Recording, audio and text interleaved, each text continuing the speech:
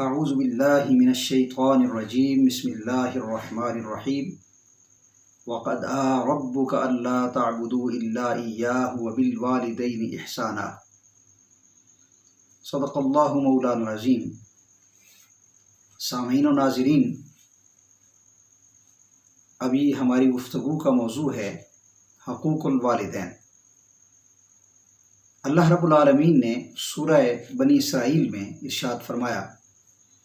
وَقَضَىٰ رَبُّكَ أَلَّا تَعْبُدُوا إِلَّا إِيَّاهُ، کہ تمہارے رب نے یہ لکھ دیا ہے، فیصلہ کر دیا ہے کہ اس کے سوا کسی کی عبادت نہ کرو۔ وَبِالْوَالِدَيْنِ إِحْسَانًا، اور والدین کے ساتھ احسان کرو، حسن سلوک کرو۔ اگر آپ غور کریں تو پتہ چلتا ہے کہ اللہ رب العالمین نے اپنی توحید، اپنی وحدانیت، اپنی الوہیت اور اپنی ذات کی عبادت کا حکم دینے کے ساتھ ساتھ والدین کے ساتھ حسن سلوک کا حکم ارشاد فرمایا ہے۔ اس کی وجہ یہ ہے کہ اللہ رب العالمین کی توحید یعنی توحید الہی، یہ وہ عقیدہ ہے جو ہر عقیدے کی بنیاد ہے۔ جب تک انسان توحید الہی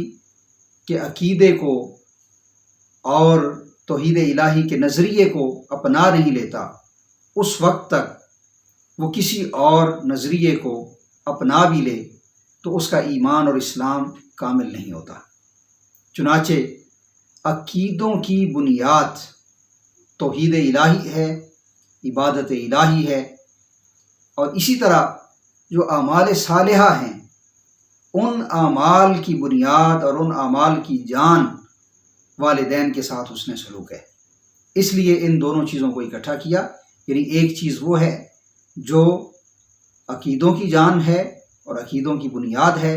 اور ایک وہ چیز ہے جو اعمال صالحہ کی جان ہے اور اعمال صالحہ میں بنیادی حیثیت رکھتی ہے۔ حضور نبی کریم صلی اللہ تعالی علیہ وآلہ وسلم کی بارگاہ میں ایک شخص حاضر ہوا اور عرض کرنے لگا، یا رسول اللہ صلی اللہ علیہ وسلم، یہ ارشاد فرمائیے کہ مجھ پر میرے ماں باپ کے کیا حقوق ہیں؟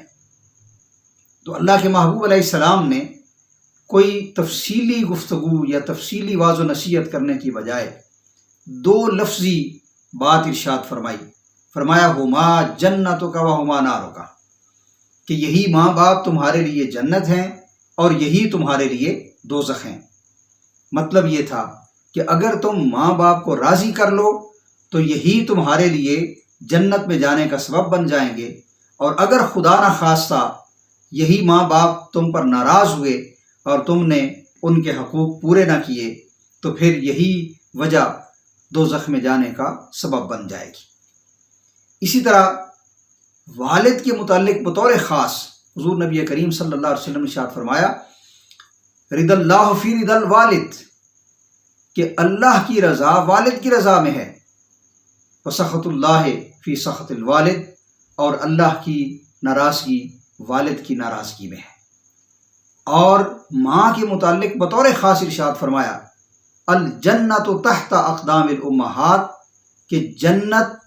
ماں کے قدموں کے نیچے ہے۔ اسی طرح ایک بڑی ہی خوبصورت بات اللہ کے پیارے نبی صلی اللہ علیہ وسلم کی بارگاہ میں ایک نوجوان نے شکایت کی اور کہنے لگا کہ میرا باپ جب چاہتا ہے میرا مال لے لیتا ہے، آپ اسے سمجھائیے۔ تو اللہ کے محبوب علیہ الصلوۃ والسلام نے جب اس کے بوڑھے باپ کو، والد کو بلا بھیجا اور وہ لاٹھی ٹیکتا ہوا حضور کی بارگاہ میں حاضر ہوا تو آقا علیہ الصلوۃ والسلام کی آنکھوں میں آنسو آ گئے۔ اگرچہ یہ ایک طویل واقعہ ہے، کسی نشست میں اس پہ تفصیل سے گفتگو کریں گے، تاہم جو بنیادی بات کہنے والی ہے وہ یہ ہے، حضور نبی کریم صلی اللہ علیہ وآلہ وسلم نے اس نوجوان کا ہاتھ اس کے باپ کے ہاتھ میں دیا اور اتنا خوبصورت جملہ ارشاد فرمایا جو آب زر سے لکھنے کے قابل ہے اور دل کی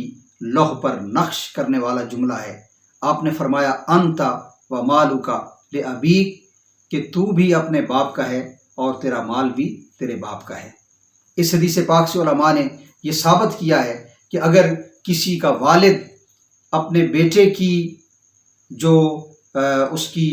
آمدن ہے، انکم ہے، اس کی دولت ہے، جائیداد ہے، اس میں سے بقدر ضرورت بغیر اجازت بھی لے لے